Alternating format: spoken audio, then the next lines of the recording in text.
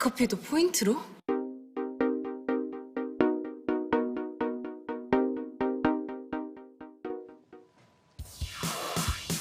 삼성바이오로직스와 SK바이오사이언스를 선두로 바이오 업계 위탁 개발 생산 CDMO 바람이 거세게 불고 있습니다.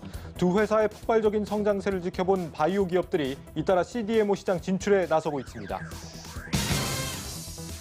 1주택자의 양도소득세 과세 기준을 9억 원에서 12억 원으로 완화하는 방안을 두고 당정이 갈등을 빚고 있습니다.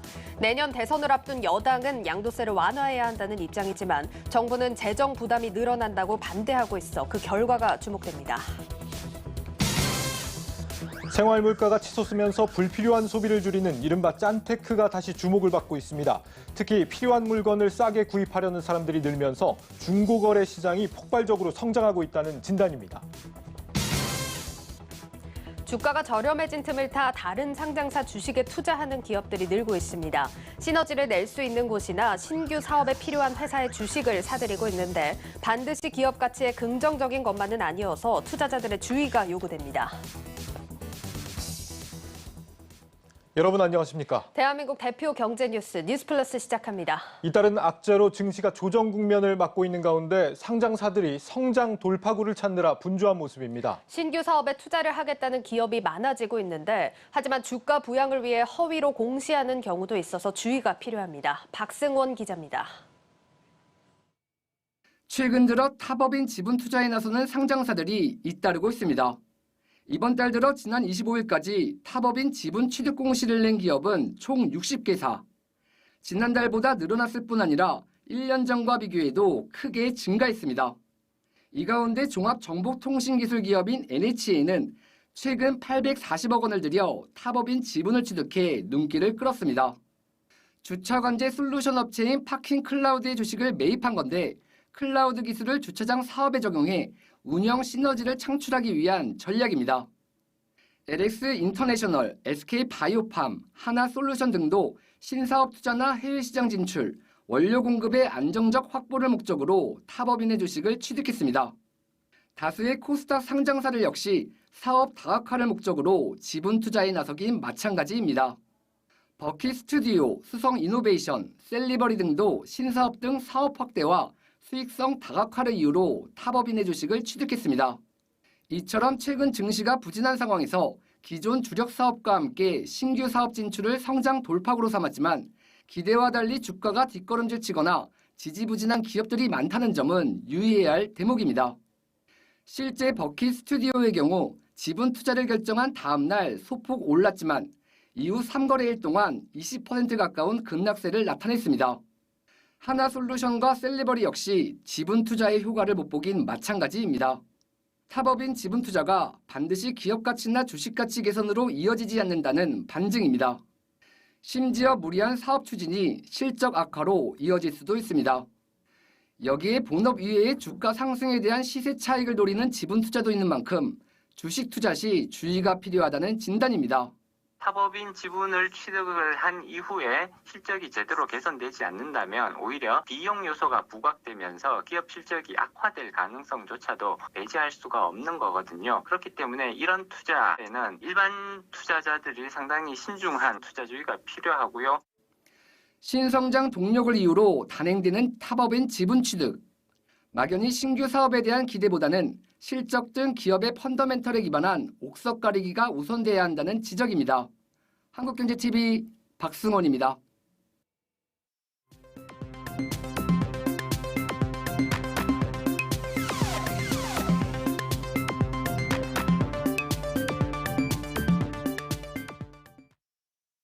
정부가 그러면 어떻게 할 것이냐. 지금 여러 차례 말씀을 드렸습니다만 정부가 시장에서의 가격인 금리 결정에 직접적으로 개입하는 것은 어렵습니다. 네, 정부의 대출 총량 규제로 대출 금리가 급격하게 올랐죠. 서민 부담이 커지는데도 정부는 뒷짐만 지고 있다. 이런 비판이 잇따르자 고승범 금융위원장이 직접 밝힌 입장입니다. 그러니까 시장 원리를 내세우면서 정부 개입은 부적절하다고 표현을 한 거죠. 그런데 최근 이런 논리와는 다르게 금융당국이 금융회사들의 마케팅 활동에 개입을 하고 있다. 이런 현 상황을 두고 앞뒤가 맞지 않다 이런 지적이 함께 나오는데요. 오늘 경제 뷰포인트에서 이 부분 자세하게 짚어보도록 하겠습니다. 정치경제부 조현석 기자 나와 있습니다. 예, 조 기자, 지금 비판이 나오고 있다는 부분, 그러니까 정부가 간섭을 하고 있다는 금융회사들의 마케팅 방안, 어떤 부분입니까?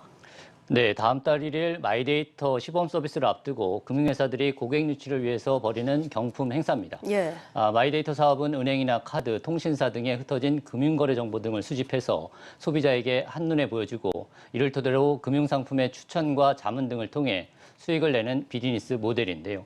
사업 특성상 초기에 얼마나 많은 고객을 선점하느냐에 성패가 달렸습니다. 그렇다 보니 금융사마다 판촉 경쟁이 치열할 수밖에 없는데 이 가운데 일부 금융회사의 경품 행사에 금융당국이 고가의 경품 제공 행위 자제하라며 제동을 걸고 나선 겁니다. 예, 뭐 경품 행사라면 저희가 심심치 않게 볼 수 있긴 한데 얼마나 비싼 경품이길래 이렇게 당국에서 제동까지 거는 겁니까?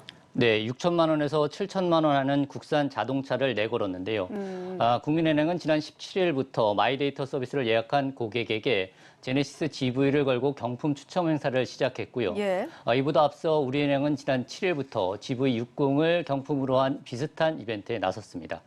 이들 회사들은 홈페이지와 포털 등에 이 같은 내용의 경품 행사를 이미 대대적으로 홍보까지 했는데요. 예. 최근 금융당국으로부터 구두 경고를 받은 뒤 부랴부랴 자동차 경품을 철회하기로 했습니다.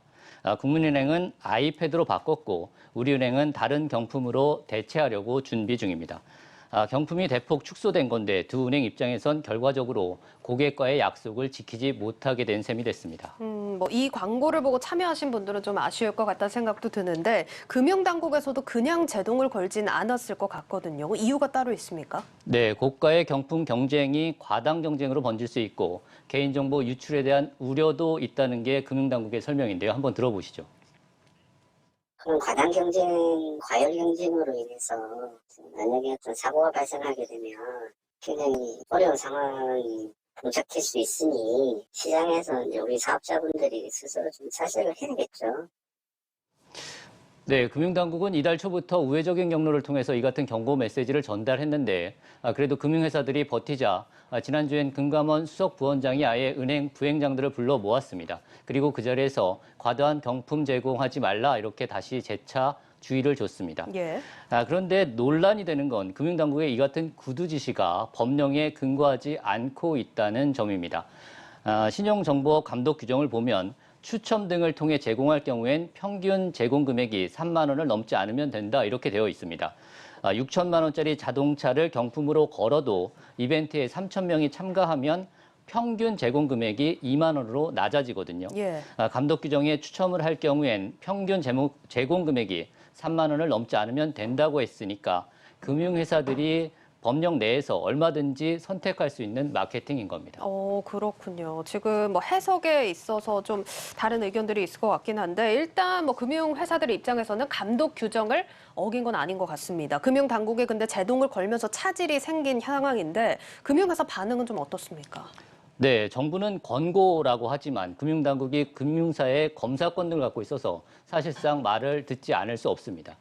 이해는 안 되지만 울며 겨자 먹기로 따를 수밖에 없다는 건데요. 업계 관계자 설명 한번 들어보시죠. 소지가 납득은 안 돼요. 그렇게 따지면 라이센스 자체를 준 것도 웃긴 거고 사업을 하게끔 해가지고 설렁설렁 한다는 것도 말이 안 되는. 네, 경품이나 마케팅 행사에 대한 기준이 정부 필요에 따라 오락가락하는 것에 대한 불만의 목소리도 나오는데요. 정부가 예산 7천억 원을 편성해 10월부터 시행하고 있는 카드 캐시백 제도가 있습니다. 개인이 카드를 2분기 월 평균 카드 소비액보다 3% 이상 더 쓰면 초과분의 10%를 1인당 월 10만 원까지 현금성 카드 포인트로 환급해 주는 건데요. 예. 그런데 업계에 따르면 정부가 이 사업이 초반에 흥행에 실패하자 카드사들에게 마케팅과 경품 행사를 조금 더 해봐라 이렇게 압력을 가했거든요. 법령에 따르지도 않고 정부 입맛대로 또 앞뒤도 맞지 않는 이 같은 그림자 규제로 인해서 금융사들이 몸살을 앓고 있습니다. 예, 앞서서 시장 원리를 내세우면서 정부 개입은 부적절하다 이렇게 얘기한 부분과는 괴리가 있어 보이는 대처 같은데요. 정부 정책이 오락가락하는 것도 또 금융회사들은 울며 겨자 먹기로 따를 수밖에 없는 현 상황도 개선이 시급해 보입니다. 자, 관련해서 또 추가 소식이 전해지면 또 조 기자가 전해주시죠. 자, 그럼 두 번째 주제로 넘어가 볼 텐데 얘기 나누기 전에 영상 하나 먼저 보고 오겠습니다. 양도소득세에 관한 그 기준을 조정하는 필요성도 일견 있다고 보여지고요. 부동산 시장의 안정을 혹시 또 저해하는 요인으로 작용할까 봐 걱정도 큽니다. 예, 양도소득세 개편안과 관련해서 홍남기 부총리의 발언이었는데 지금 모호하게 좀 표현이 된 부분이 있는 것 같습니다. 현재는 입장이 좀 바뀌었다고요? 네, 앞서 들으신 것처럼 10월만 해도 다소 유보적인 발언을 했는데요. 예. 당정간 양도세 논의에 이렇게 임했는데 홍 부총리가 최근 반대 입장을 분명히 했습니다. 그저께 기자들과 만나서 양도세 기준 완화가 안정화되어 가고 있는 시장의 불안 요인으로 작용할 것을 우려하고 있다 이렇게 말했거든요. 예. 당정이 이번 주말과 내주 초까지 양도세 완화를 집중 논의한 뒤 결론을 내기로 했는데 이에 앞서 정부가 반대 입장을 공개적으로 다시 밝히면서 여론전에 나선 겁니다. 당정 간 논의에 상당한 진통이 예상됩니다. 예, 뭐 이 말인즉슨 홍 부총리는 지금 양도세를 완화하면 부동산 시장을 자극할 수 있다 이렇게 보고 있는 것 같은데 사실 지금 기사도 쏟아지고 있고 국민적인 관심을 받고 있는 사안입니다. 뭐 정부 입장은 알겠는데 여당은 또 이런 양도세 완화를 추진하는 기류가 강한 걸로 알고 있습니다. 이 부분 좀 정부 입장이 관철될 수 있을까요? 네, 쉽지 않을 수 있습니다. 여당은 정부가 반대한다고 해도 양도세 완화 당론을 번복할 수 없다 이런 입장입니다. 예. 지난 4월 보궐선거에서 성난 민심을 확인한 뒤에 어렵게 당론을 마련한 거거든요. 또 여야 간 이견도 없고 이재명 대선 후보도 양도세만큼은 당론을 따르겠다고 한 상태입니다. 여기에 최근 종부세 급등으로 부동산 세부담 논란이 커진 것도 여당으로선 부담인 상황인데요. 정부가 반대해도 여야 간 합의로 세법 개정안 처리를 강행할 거란 관측이 그래서 우세합니다. 사실 여야 좀 의견이 일치하는 상황이어서 완화의 기대를 거시는 분들이 많았었는데 정부는 양도세 완화에 반대한다 이런 입장을 좀 표명을 했습니다. 자, 그러면 부동산 시장이 다시 또 불안해질 수 있지 않나 하는 우려도 드는데 전문가들 의견은 어떻습니까? 네, 일단 정부는 과거 양도세 비과세 기준을 6억 원에서 9억 원으로 상향했던 2008년에도 해당 구간의 주택 거래가 늘면서 가격이 상승했다는 점에 주목하고 있는데요. 이번에 비과세 기준을 9억 원에서 12억 원으로 조정하면 이 구간에서 갈아타기 수요가 발생해 집값을 자극할 수 있다 이렇게 우려하는 겁니다. 하지만 시장에선 양도소득세 부과 기준 상향으로 주택 처분을 망설였던 수요자들이 거래를 하면서 그런 기대가 늘고 있습니다. 시장이 좀 안정화될 거다 이런 기대죠. 함께 들어보시죠. 종합부동산세가 중과세되고 있고 대출 규제로 인해서 주택을 구입하기가 어려워지고 있습니다. 양도세를 완화한다고 해서 가격이 급등하지는 않을 거고요. 오히려 다주택자가 종합부동산세 그 중과세 때문에 매물을 내놓을 가능성이 더 높습니다. 예, 과거 사례와는 좀 다르게 흘러갈 여지가 있어 보이는데요. 일단 다음 주 화요일입니다. 기재위 전체 회의에서 이 양도세 완화 논란이 매듭지어질지 먼저 지켜봐야겠습니다. 여기까지 듣도록 하겠습니다. 정치경제부 조현석 기자였습니다. 조 기자 잘 들었습니다.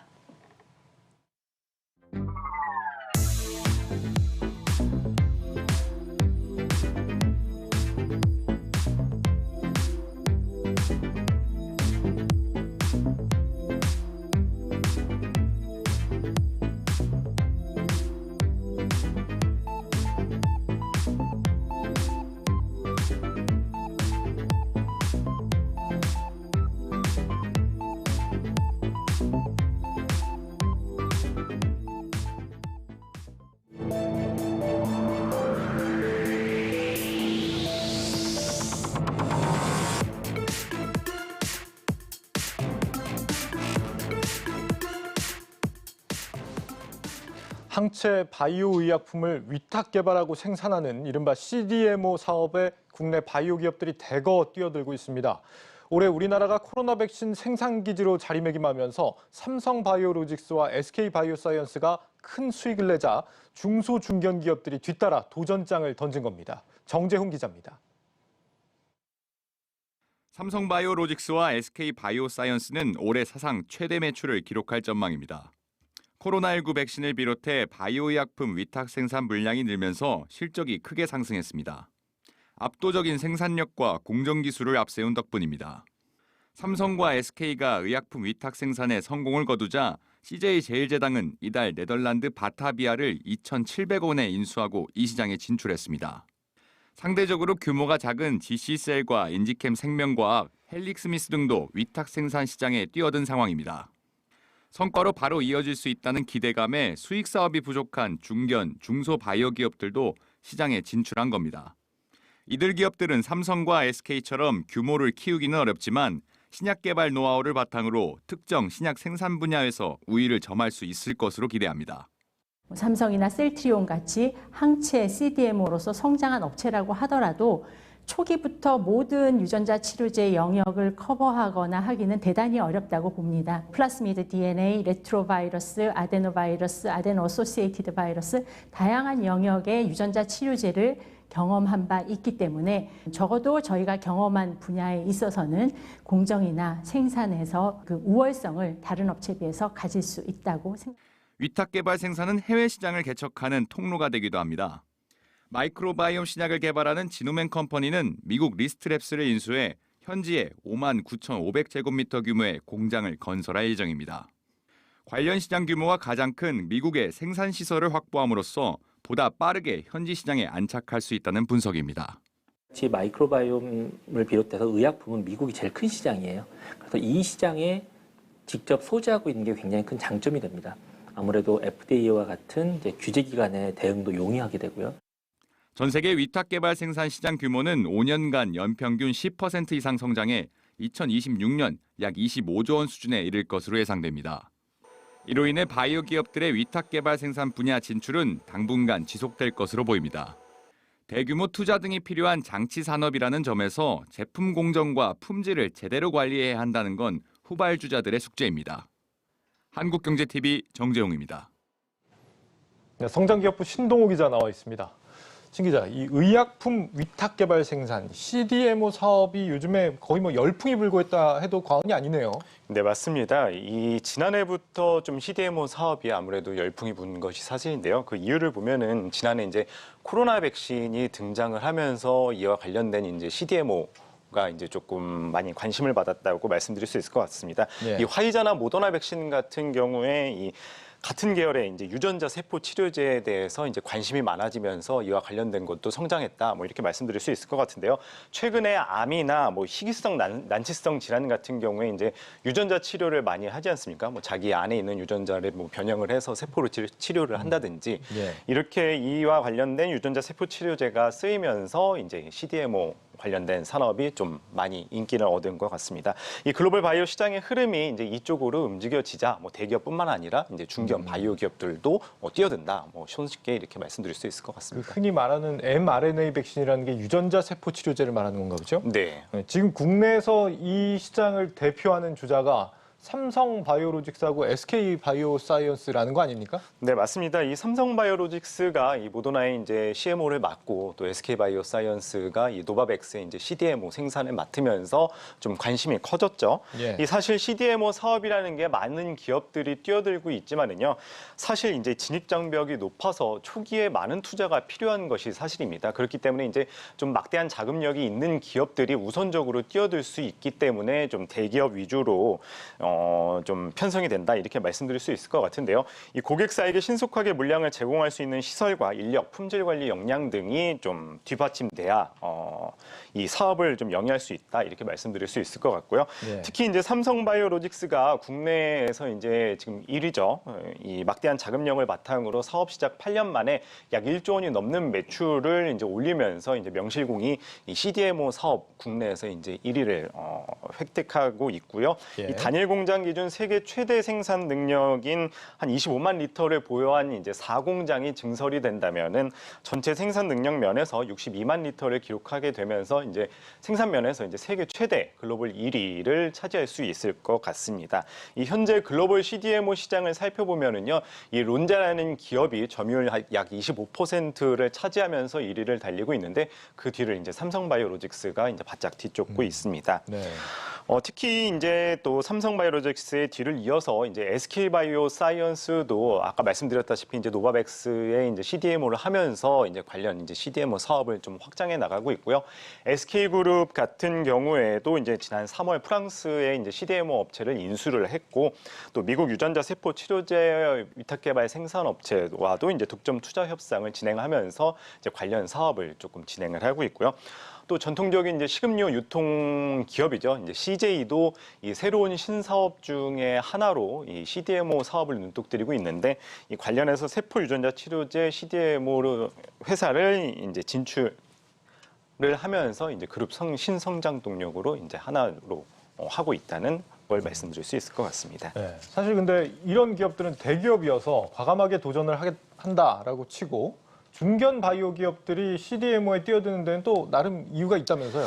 네, 맞습니다. 아까 말씀드렸다시피 대다수 기업들 같은 경우에는 이제 막대한 자금력을 바탕으로 이제 투자를 하기 때문에 좀 진입 장벽이 높아도 이제 투자를 통해서 CDMO 사업을 쉽게 영위할 수 있다면요. 네. 중견 바이오 기업들 같은 경우에는 이제 대기업들에 비해서 약간 모자르지만은 좀 그들만의 이제 좀 전문성이나 이제 특화성을 가지고 이제 진출하는 것이 사실인데요. 대다수 바이오 기업들이 아무래도 이제 가장 꿈꾸고 있는 것이 이제 신약 개발이지 않습니까? 네. 근데 이제 신약 개발 같은 경우에는 이제 가능성이 한 0.002%라 할 정도로 매우 희박하다고 할 수 있습니다. 네, 네. 맞습니다. 굉장히 또 리스크도 크고요. 또 그 주기 또한 한 최소 10년으로 매우 길기 때문에 이제 사실 이 신약 개발을 직접적으로 뛰어들기에는 이제 어렵다고들 이야기를 하거든요. 그래서 이제 이 리스크를 줄이고 조금이라도 이제 신약 개발 가능성을 높이기 위해서 이 중견 바이오 기업들이 또 CDMO 기업을 진출한다고 말씀드릴 수 있을 것 같습니다. 예. 이 CDMO라는 것이 아무래도 개발에서부터 원료 의약품 생산, 또 완제 의약품 개발에서부터 임상 시험이나 패키징, 뭐 생산에 이르기까지 이제 전 과정에 이제 개입을 하는 게 CDMO라고 말씀드릴 수 있을 것 같은데요. 때문에 이 과정을 이제 거치면서 아무래도 노하우를 습득할 수 있고요. 또 신약 개발 가능성이 뭐 그 전에 그냥 뛰어드는 것보다 조금 더 높아진다. 뭐 이렇게 말씀드릴 수 있을 것 같습니다. 예. 또 실제 예를 들어보면요, 바이오 기업의 경우 신약 개발을 위해서 대규모 재원 마련을 위해서 이제 유상증자를 하는 곳이 많지 않습니까? 이제 이럴 경우 이제 대주주가 유상증자를 실권할 경우 이제 지분율이 또 떨어지게 되고 이로 인해서 이제 경영권 위협도 받는 게 또 현실입니다. 이렇기 때문에 차라리 이제 수익성을 갖춘 CDMO 기업을 인수를 통해서 조금이나마 이제 신약 개발을 자금을 조달할 수 있다는 게 또 장점도 있어서 이 중견 바이오 기업들이 또 CDMO를 또 사업을 진출할 수 있다. 뭐 이렇게 말씀드릴 수 있을 것 같습니다. 신약 개발보다 좀 안전하고 또 타사 그쵸? 제품을 위탁 개발 생산하면서 어떤 역량을 키울 수 있는 기회가 되기도 한다 이런 얘기네요. 네, 맞습니다. 그런데 그렇다고 해도 앞서 말한 이 쟁쟁한 대기업들이 있다고 한다면 해외 개발사들도 뭐 굳이 중견 기업을 택하지는 않을 거 아닙니까? 네, 맞습니다. 이 아무래도 이 대기업을 좀 더 가겠죠. 아무래도 자금력이 많고 그동안의 역량도 풍부하고 노하우도 있기 때문에 이제 대기업을 선택하는 경우가 있는데 그럼에도 불구하고 이제 중견 바이오 기업들을 또 선택을 하게 되는 게 그들만의 이제 또 특화된 장점이라든지 전문성을 이제 습득한 뭐 중견 바이오 기업들에게 이제 진입을 하는 거라고 말씀드릴 수 있을 것 같은데요. 예. 이 대기업들이 진행하는 것 이외에 또 새로운 분야를 이제 뛰어들기 때문에 또 중견 바이오 기업들의 CDMO는 또 그들 나름대로의 또 경쟁력이 있다고 말씀드릴 수 있을 것 같아요.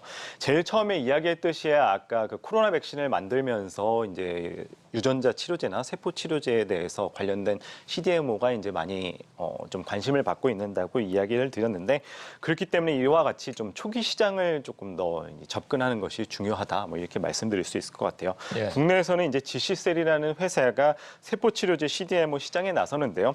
여기 같은 경우에 이제 경쟁력을 살펴보면은요. 세포를 생산 배양하는 이 클린룸을 한 10개 정도 배열을 보유를 하고 있어서 국내 최대 규모의 세포 치료제 제조 시설을 보유하고 있다고 말씀드릴 수 있을 것 같아요. 전 세계적으로 보면은 이제 론자라든지 우시바이오로직스의 경우 이 클린룸이 각각 뭐 11개, 12개 정도 있는 것과 이제 비교를 해볼 때 이 GC셀이 10개의 클린룸을 보유하고 있는 걸 봤을 때 뭐 그만큼 이제 글로벌과 견주어 봐도 뭐 상당히 경쟁력이 있다 이렇게 세포 말씀드릴 수 생산 배양 시설이 그쵸. 많다. 클린룸이. 그래서 이제 그만큼 이 GC셀이 뭐 글로벌과 견주어도 뭐 경쟁력을 충분히 가질 수 있다 이렇게 말씀드릴 수 있을 것 같고요. 예. 또 ST팜이라는 회사 같은 경우에는 또 다양한 분야 중에서 올리고핵산 치료제 분야에서도 강점을 가지고 있다고 합니다.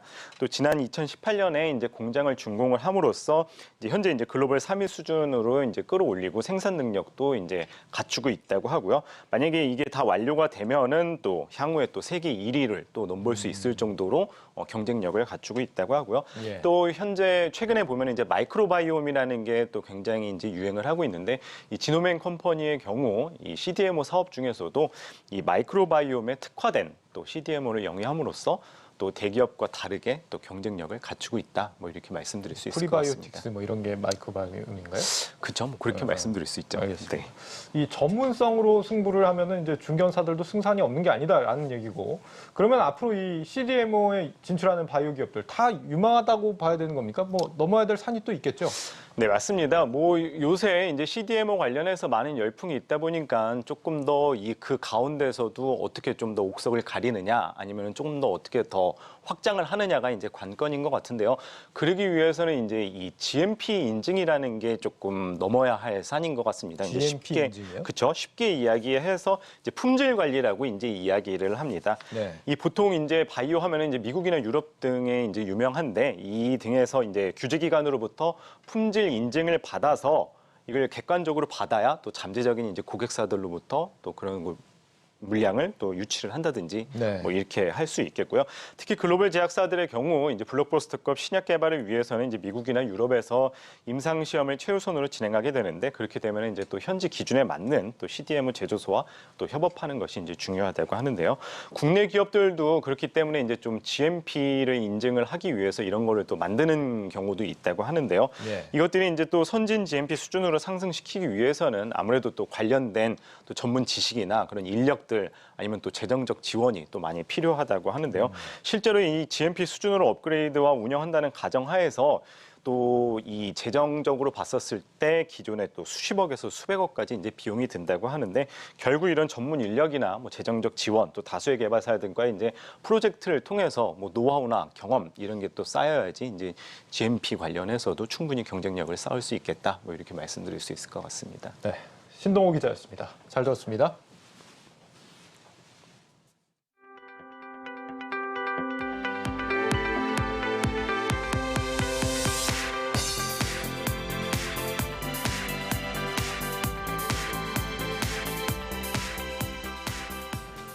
최근 안 오른 게 없다고 할 정도로 물가가 치솟으면서 한 푼이라도 더 아끼자는 이른바 짠테크가 열풍입니다. 할인 쿠폰을 받거나 안 쓰는 물건을 팔아 한두 푼이라도 생활비에 보태는 소비 전략이 눈길을 끌고 있습니다. 신선미 기자입니다.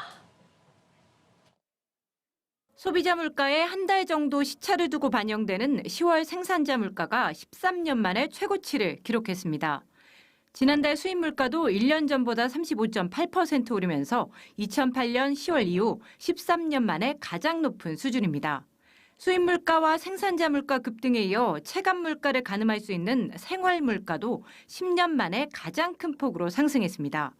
국수가 전년에 비해 19.4%, 대표적 서민 음식인 라면 가격 11%, 빵과 곡물 가격도 6.2% 상승하는 등 일상식품들의 가격이 모두 올랐습니다.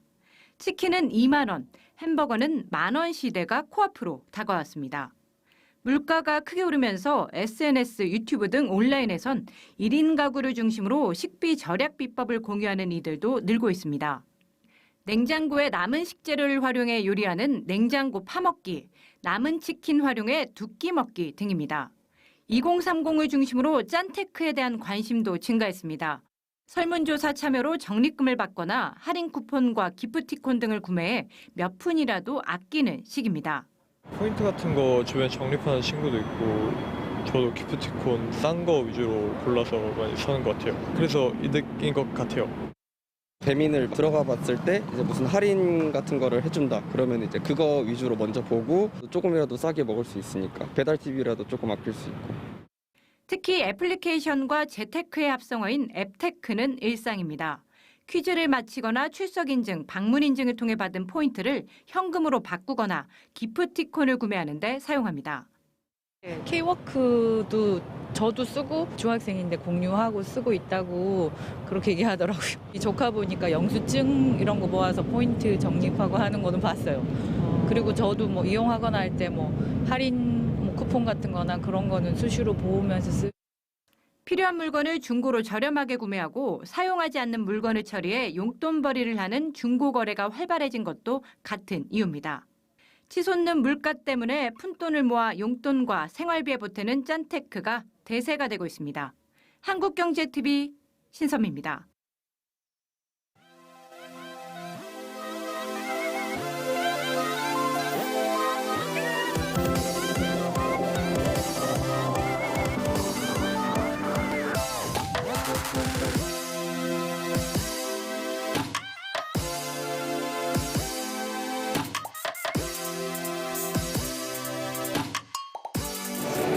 sustainable mobility was very important to us. The Kia Niro respects the idea of mobility in many ways. For example, aerodynamics was very important to us, efficiency was very important to us, but also if you look on the interior, we used recyclable material and recycled material.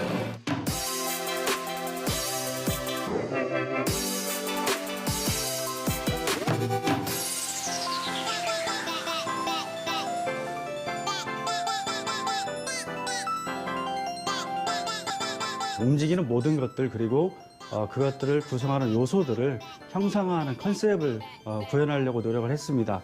뉴 테크놀로지를 기반으로 한 미래형 이동수단을 총 아우르는 그런 종합 전시회로 꾸몄습니다.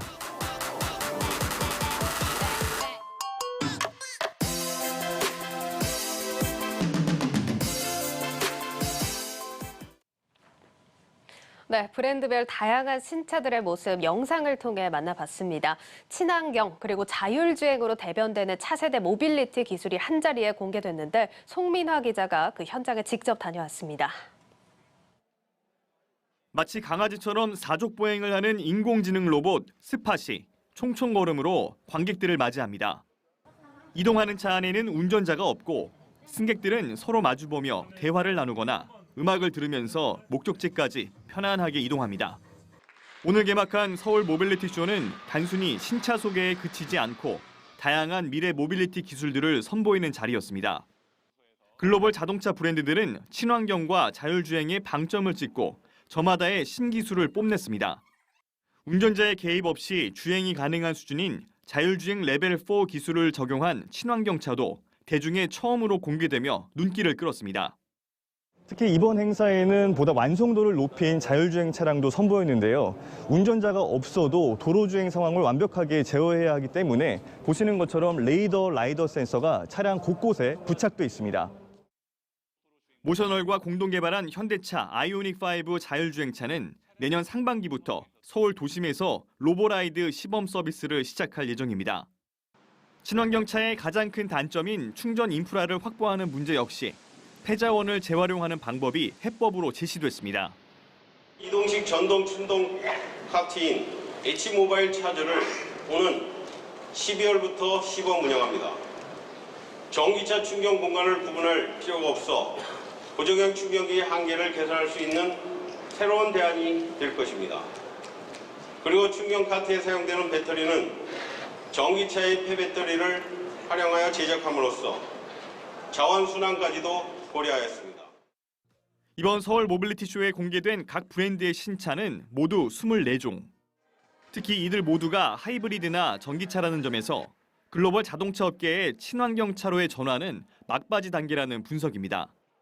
Globally, by 2022, Mercedes-Benz will have a battery electric vehicle in every segment that we serve. From 2025 onwards, all newly launched vehicle architectures will be electric only.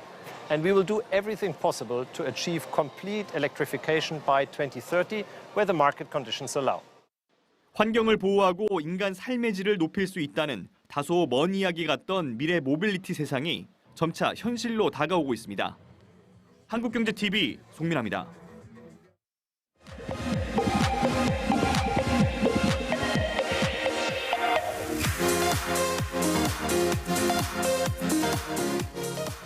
네, 금요일 차트로 보는 증시 시간입니다. 증권부 지수희 기자와 함께하도록 하겠습니다. 예, 지 기자, 요즘 시장 보기가 무섭습니다. 네. 좀 한숨만 나는 장인 것 같은데 이번 주 어땠습니까? 네, 이번 주 코스피는 1% 넘게 좀 하락을 했는데요. 사실 주 중에는 3차선 위에서 움직이는 때도 있었는데 대체로 3차선 아래에서 움직였습니다. 낙폭이 크지는 않았지만 어제 금통일을 앞두고 간망세가 지속되면서 4월 연속 하락을 했고요. 오늘은 1% 넘는 하락세로 전환해서 전날보다 43.83포인트 1.47% 내린 2,936.44에 마감을 했습니다. 이번 주 내내 기관이 계속 물량을 좀 쏟아냈는데요. 기관이 이번 주에 1조 4천억 원 넘게 물량을 쏟아냈고 외국인이 1조 2천억 원, 개인이 1,300억 원을 사들이면서 지수를 그나마 방어하는 모습이었습니다. 예, 지금 이번 주에 기관은 계속 팔았지만 외국인 매수세가 들어왔다는 점 긍정적인데 특히나 반도체주가 잠깐 반등을 했죠. 아무래도 외국인 매수세가 들어오면 대형주 먼저 움직이기 때문에 반도체주가 좀 영향을 받았는데요. 예. 삼성전자와 SK하이닉스가 주 초반 좀 상승을 했습니다. 하지만 상승세가 좀 오래 가지는 않았는데요. 주 초에 삼성전자가 76,000원을 돌파했었지만 오늘은 72,000원대까지 떨어지면서 마감을 했고요. SK하이닉스도 주 초반 12만 원을 돌파했었지만 예. 상승폭을 줄이면서 이번 주까지 4%대 상승으로 마감을 했습니다. 예, 뭐 사실 반도체뿐만이 아니라 시장 전반적으로 방향성이 부재한 상황입니다. 여기에 지금 코로나 우려까지 겹치면서 앞으로 증시가 어떻게 될지 좀 먹구름이 꼈다 이런 전망들 나오는데 지금 확진자 추이가 어떻습니까? 네, 확진자 수 차트를 좀 준비를 했는데요. 예. 주말을 지나면서 이번 주 초에는 2,000명을 넘어섰습니다. 예. 그런데 24일에는 4,000명을 넘어서면서 사실 지난해 1월에 처음으로 확진자가 발견된 이후에 가장 많은 숫자가 나온 건데요. 때문에 정부는 다음 주 월요일에 방역 강화 대책을 내놓을 것으로 이미 밝힌 상태고요. 추가 백신 접종이나 방역 패스 같은 대책들이 나올 것으로 보이는데요. 아무래도 완화된 사회적 거리두기가 제약을 받을 수 있기 때문에 증시에서도 관련주들의 희비가 엇갈렸습니다. 진단키트 관련주인 시젠이 17% 넘게 상승을 했고요. 예. 또 휴마시스나 수젠텍도 강세로 마감을 했습니다. 반면에 그간 리오프닝 기대에 상승을 했던 여행과 항공주들은 또다시 약세를 보이는 흐름으로 이어졌습니다. 예, 그렇습니다. 지금 위드 코로나 주들이 뜨는가 했더니 다시 또 코로나 관련주로 매기가 쏠리는 모습인데 문제는 이런 상황이 우리나라뿐만이 아니라는 겁니다. 저희가 어제도 영상으로 확인해봤지만 유럽도 굉장히 심각하더라고요. 네, 맞습니다. 전에 드린 대로 이 오스트리아뿐만 아니라 슬로바키아가 이제 아주 강력한 봉쇄 조치를 내놓고 있습니다. 예. 좀 차트로 준비를 해봤는데요. 2주 동안에 아예 밖에 나가지 못하는 외출 금지 상태로 조치가 아주 강화됐습니다. 예. 식료품 정도 허가를 받고 살 수 있는 것으로 알려지고 있고요. 또 이탈리아는 백신 팩스를 강화하고 독일의 경우에도 사실 지금 감염자가 급증하고 있는 상황이어서 부분 봉쇄에 들어갔는데 전면 봉쇄도 검토 중이라고 알려지고 있습니다. 또 독일의 경우에는 일부 지역에서 이미 크리스마스 마켓이 취소가 된 상황이어서 예. 유럽의 경제 회복이 둔화될 것이라는 우려가 나오고 있는데요. IHS 마켓에 따르면 다음 달 코로나19 재확산으로 유럽 경제 활동에 차질이 불가피할 것이라는 전망이 나왔습니다. 또 캐피털 이코노믹스는 독일의 확진자 상황이 유럽 경제의 관건이라면서 독일이 경제 봉쇄를 할 경우에는 유럽 경제가 침체될 것이라고 전망하고 있습니다. 아무래도 유럽의 크리스마스 특수를 기대하기는 지금 어려운 상황이라고 할 수 있겠습니다. 예, 지금 유럽을 시작으로 전 세계 증시 이런 코로나 공포가 또 들이우고 있는데 사실 이번 주말 미국은 좀 분위기가 다르지 않을까 싶기도 한 게 블랙 프라이데이가 시작됩니다. 좀 전망이 어떻습니까? 네, 미국의 소매 판매 자료를 보면 아직 소비 심리는 살아있다라고 분석하는 자료들이 많이 있습니다. 예. 지난달의 경우에는 소매 판매가 전월 대비 1.7% 증가로 나타나면서 소비 심리는 사그라들지 않고 있는데요. 문제는 공급망 차질입니다. 일부에서는 미국 소비자들이 공급망 차질을 우려해서 일찍 연말 쇼핑에 나섰다고 보는 의견도 있습니다. 실제로 이달 23일까지 소비자들의 온라인 지출이 20% 상승한 것으로 나타났는데요. 때문에 연말 소비가 당겨진 만큼 이번 쇼핑 시즌에 기대했던 것보다는 성과가 좀 낮아질 수 있다는 전망이 나옵니다. 또 10월 소비자 물가 지수가 지난해보다 6% 올랐기 때문에 소비자들의 쇼핑 예산 부담도 크게 늘어난 상황입니다. 예, 뭐 그렇다 하더라도 미국에서라도 좀 좋은 소식이 들려왔으면 하는 바람입니다. 뭐 우리는 사실 우려를 떨칠 수가 없을 것 같은데 지금 뭐 유럽에서까지 거리두기가 이렇게 강화되고 있다고 하니까 좀 증시에 영향이 있을 것 같습니다. 우리나라는 어떤 영향이 있을까요? 네, 일단 우리나라 증시도 이번 주에 좀 그 우려를 반영한 것으로 보이고요. 예. 이번 주의 경우에도 월요일 하루만 상승을 하고 또 오늘은 1% 넘게 하락을 했기 때문인데요. 예. 다만 이 유럽의 확진자 수가 늘고 있긴 하지만 유럽의 경우에는 좀 증시가 계속 최고점에서 움직이고 있습니다. 다만 유럽의 경우에는 아직 긴축 수순에 들어가지 않았기 때문에 이렇게 증시가 계속 높은 상태에서 있을 수 있는 거고요. 예. 다만 우리나라의 경우에는 어제 금리 인상을 단행을 했고 또 미국의 테이퍼링도 좀 속도가 빨라질 것이라는 전망 때문에 원달러 환율이 불안한 상황에서 움직이고 있습니다. 오늘 원달러 환율은 이틀 연속 1,190원 위에서 마감을 했는데요. 예. 전날보다 3.6원 상승하면서 1,193.8원으로 장을 마쳤습니다. 환율도 지금 맘대로 저희 맘처럼 따라주지 않는 모습인데 그래도 당분간은 이런 뭐 강달러 현상 이어지겠죠? 네, 그렇습니다. 때문에 이게 증시에서도 좀 지지부진한 상황이 계속 이어질 것으로 보이는데요. 김중현 현대차증권의 연구원의 리포트를 보시겠습니다. 지금 코로나19 재확산 때문에 병목 현상이 심화될 경우 인플레가 자극되고 또 테이퍼링의 속도나 금리 인상 시점이 앞당겨질 수 있다고 설명을 하고 있습니다. 따라서 이 테이퍼링의 가속화 여부를 가늠해 볼 수 있는 12월 FOMC까지는 지지부진한 증시가 이어질 것으로 예상되고 있습니다. 예, 알겠습니다. 실제로 12월 FOMC 때 이런 테이퍼링 속도가 가속화될 거다 이런 전망들 많이 나오고 있습니다. 자, 투자자분들 참 이런 상황에서 포트폴리오 재편 꼭 필요해 보입니다. 자, 오늘 여기까지 듣도록 하겠습니다. 증권부 지수희 기자와 함께했습니다. 잘 들었습니다.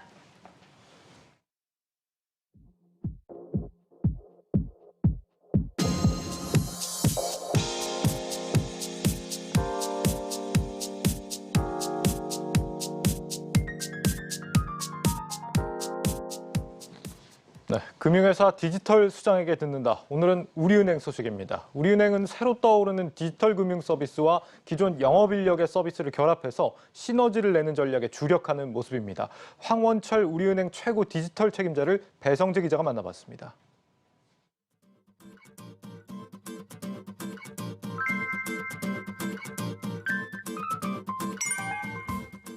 (100여 년) 동안 다져진 대면 영업에 최적화가 되어 있는 모든 제도, 관행, 경험을 바꿔야 되는 것이기 때문에 그 과정 자체가 사실은 대단히 이제 어렵고 고통스럽기도 하고 또 그럴 수 있는 그 변화의 시간을 많이 가지고 있지 않거든요. 경쟁 상황 자체가 매우 치열하기 때문에 그 변화가 또 빠른 시간 안에 이루어져야 되기 때문에 그야말로 문자 그대로 전쟁터에 나와 앉아 있는 느낌입니다. 전통적으로 그 은행들이 가지고 있는 순혈주의 혹은 내부의 공채 문화 이런 것들 자체가 가지고 있는 장점과 긍정적인 면은 물론 있지만 변화된 시대에 대응하기 위해서는 좀 다른 경험과 다른 문화를 가지고 있는 사람들과 적극적으로 뒤섞여야 될 필요가 있는데 제가 했었던 역할이라고 한다면 이제 그런 부분이 아니었는가라는 생각을 가지고 있습니다. 우리은행의 디지털 추진 전략은 기존 은행의 강점과 변화된 기술 환경을 아주 적절하게 잘 조화한다는 데 있습니다.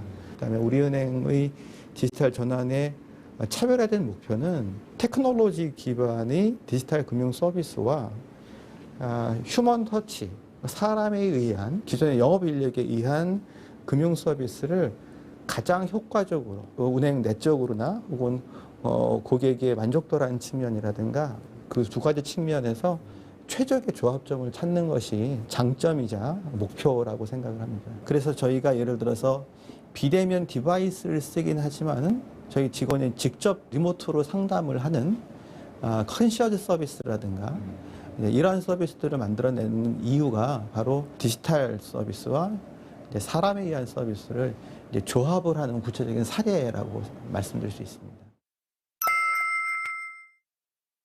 은행의 디지털화의 완성은 디지털 조직이 없어지는 거라고 생각합니다. 그러니까 모든 기존 사업 부분이 디지털 비즈니스를 잘 한다면 디지털 전담 조직이 있을 필요가 없다고 생각을 하거든요.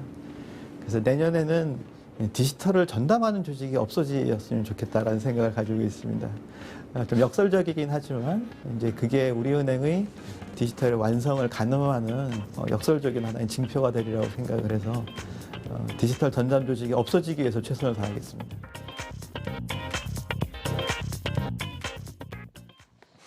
요즘 주식시장을 달구는 최대 키워드 하면 단연 메타버스와 NFT를 꼽습니다. 특히 게임 산업이 이런 트렌드를 주도하고 있는데 과연 새로운 세상을 여는 기술들은 황금알을 낳는 거위가 될 수 있을지 그 현재와 미래를 조명해봤습니다. 특집 미니 다큐 현실을 닮은 가상세계가 온다. 유호성 기자가 취재했습니다. 현실을 똑 닮은 가상의 세계. 그리고 그 세계가 펼쳐낼 무한의 가능성. 우리는 지금 메타버스와 NFT가 열어갈 새로운 세상의 초입에 섰습니다.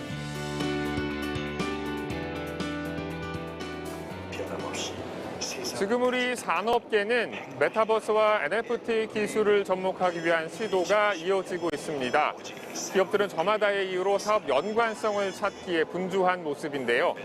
너나 할 것 없이 뛰어드는 이 시장에 가장 눈에 띄는 곳은 바로 게임 업계입니다. 국내 최대의 게임 축제, 지스타가 열리는 부산을 찾았습니다. 지스타를 보기 위해 올해 부산을 찾은 관광객은 2만 8천 명. 코로나로 인해 방문객은 예년의 10분의 1 수준으로 줄었지만 새로운 게임을 먼저 만나보려는 게임 유저들의 열정은 식을 줄을 모릅니다. 코로나19 방역 지침을 지키려고 주최 측이 인원 제한을 두다 보니 확실히 방문객이 좀 줄어든 모습입니다. 예전 같았으면 여기 이 대기열이 사람들로 가득 차 있어야 되는데 오늘은 좀 한산한 모습이네요. 지스타는 신작 게임에 대한 유저들의 반응을 실시간으로 살필 수 있어 게임사들의 테스트베드로 활용됩니다. 코로나로 축제를 즐기지 못했던 게임 유저들도 2년 만에 열린 이번 행사에 기대가 큽니다. 저 카카오 게임 이제 우마무스메라고 신작 보러 왔어요. 일본에서 원래 나왔기 때문에 좀 즐겨 했었는데 번역되는 부분이 어떻게 나올지 좀 기대가 돼요. 원래 2017년도에 마지막으로 왔다가 이번에 시네탑 그 게임하고 카카오하고 이런 데서 좀 크게 열린다 해가지고 오랜만에 왔습니다. 카카오에서 많이 출시한다고 하길래 그거 좀 기대하고 있습니다.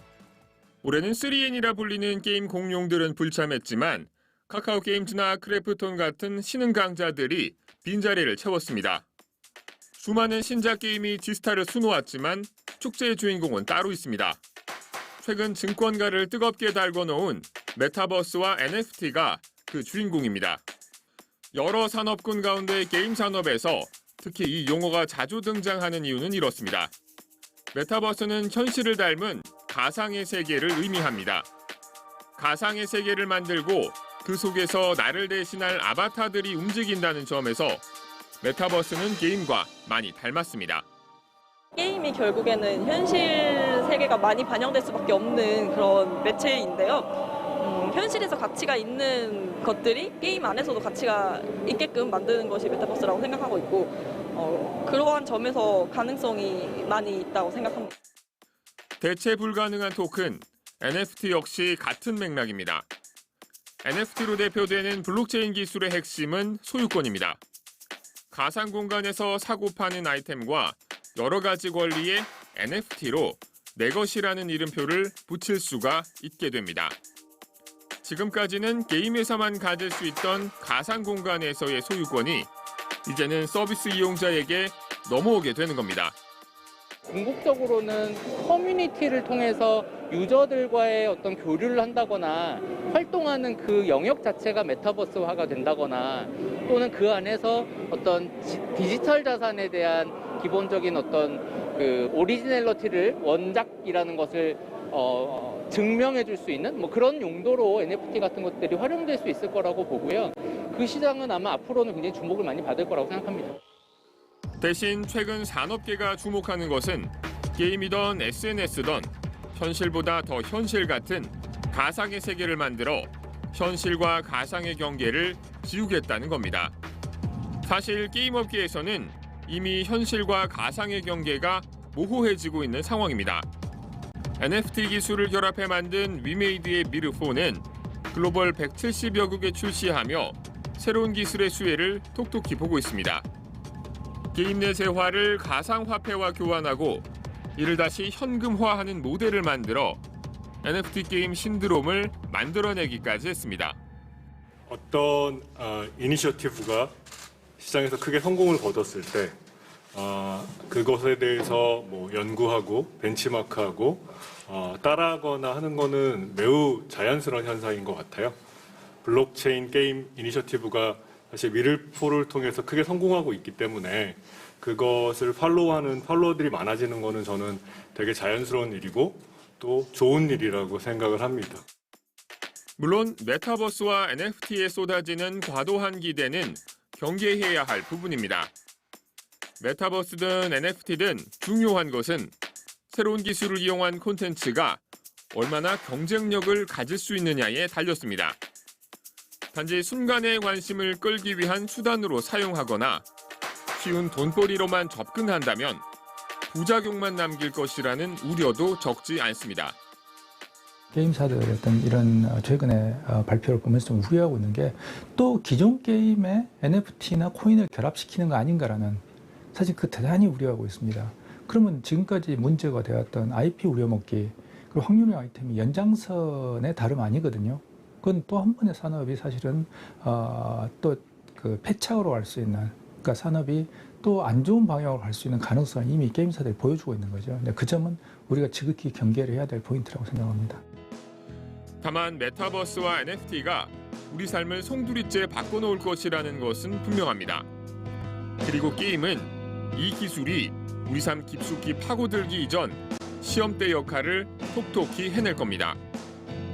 우리는 이러한 시대의 변화에 뒤처지지 않도록 끊임없이 변화를 지켜보며 새로운 세상을 맞이할 준비를 해야 할 시점입니다. 과거에 생각을 해보면 인터넷이라는 게 처음 나왔을 때 그 인터넷이라는 게 엄청난 거다라고 했지만 그 닷컴 버블이라는 걸 겪으면서 초기에는 굉장히 어려움 많이 겪었거든요. 그리고 나서 지금은 인터넷이 없이는 못 사는 세상이 됐잖아요. 그런 것처럼 메타버스나 NFT도 지금 초기에 굉장히 많은 개념적 정의나 그런 어떤 적용에 대해서 아마 시행착오를 많이 겪을 거라고 생각합니다. 그렇지만 무작정 피할 필요도 없고 또 너무 돈벌이에 너무 집중을 한 나머지 너무 과도하게 또 해석하는 것도 좋지 않다고 생각해요. 그래서 지금 이제 조심조심 변화를 보면서 새로운 세상이 조금씩 열려가고 있다. 그 정도로 보시면 될 것 같습니다.